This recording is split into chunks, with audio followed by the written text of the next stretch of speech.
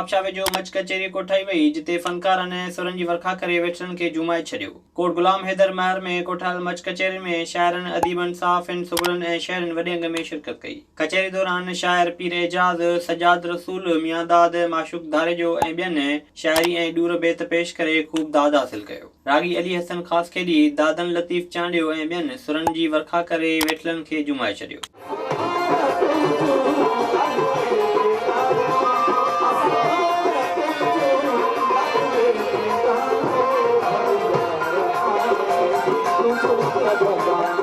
उन मौक़े ते ॻाल्हाईंदे शरीक थींदड़नि जो चवणो त सिंध में मच कचेरीअ जी अलॻि हैसियत आहे जंहिंसां प्यार ऐं अमन जे पैगाम खे आम करे सघिजे थो। मुक़ररनि जो चवणो त मच कचेरी सिंध जी सुञाणप आहे जंहिंखे ज़िंदा रखण जी ज़रूरत आहे।